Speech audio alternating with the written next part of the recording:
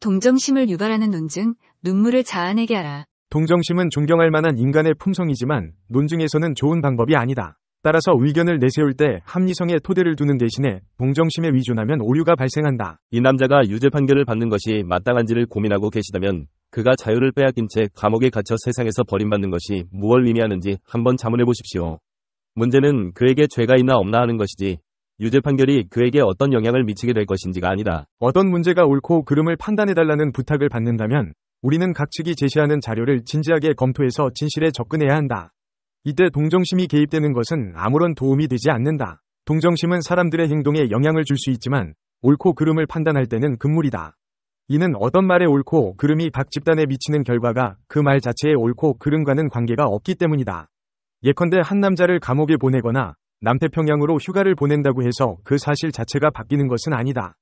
따라서 옳고 그름의 문제를 해결할 때 동정심을 유발시키면 오류에 빠지게 된다. 우리가 계속해서 김철수 씨를 아파트 경비로 고용할 수 있을까? 만약 고용하지 않는다면 무슨 일이 일어날지 생각해 보십시오. 크리스마스도 다가오고 눈도 내릴 텐데 그의 부인과 자식들은 어떻게 될지 한번 상상해 보십시오.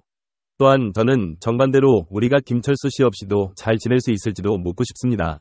아무 탈 없을 것이다. 물론 그를 고용하기로 결정할 수도 있지만 그것은 별개의 문제이다. 법정에서는 동정심을 이용하는 논증이 빈번하게 일어난다. 그러나 법정이 아니어도 동정심은 결정을 내려야 할 사안에 머리를 디밀고 들어온다. 어느 누구도 어떤 개인의 알 수 없는 운명 때문에 망고불변의 명제가 영향을 받도록 놔두지는 않는다. 그러나 확실성이 그보다 좀 떨어진다면 우리의 동정심은 유혹을 받아 한번 의심해보려는 생각이 들 수도 있다. 반면에 공공정책에서는 따뜻한 마음이 필수적이다. 아무리 간단한 정책이라도 환자나 노약자, 장애인 등에게 미칠 영향을 고려하지 않으면 안 된다.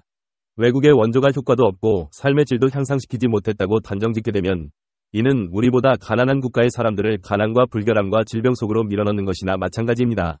외국의 원조가 효과가 없다면 그 책임은 그들에게 있는 것이다. 따라서 우리는 다른 방도를 찾아야 한다. 이 오류는 동정심이나 사람들의 행동에 어느 정도 영향력을 미친다는 생각에서 비롯된다. 그러나 진위를 결정하는 문제에서는 동정심이 설 공간이 전혀 없기 때문에 오류를 범하게 되는 것이다.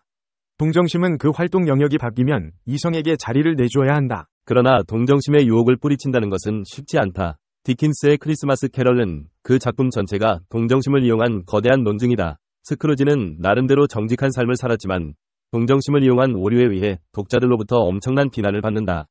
그러나 스크루지의 사무실에서 근무하는 밥 크레치트는 경리로서의 능력이 뛰어나기 때문에 스크루지가 마음에 들지 않으면 시장 원리에 따라 얼마든지 다른 곳으로 옮길 수도 있었다.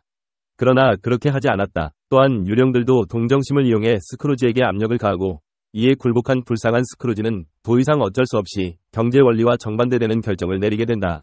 이런 상황에 좀 더 냉정하게 대처했더라면 메리 크리스마스에 대한 답례인 허튼 소리로 대꾸했을 것이다. 어쨌든 동정심을 이용하면 상대방을 주춤하게 만들 수 있다. 청중은 사실과 허구의 미세한 차이에 그렇게 관심을 갖지 않는다. 따라서 청중들을 진실과는 다른 결론으로 유도하여 상대방을 봉건시대의 냉혹한 영주처럼 보이게 만들 수도 있는 것이다.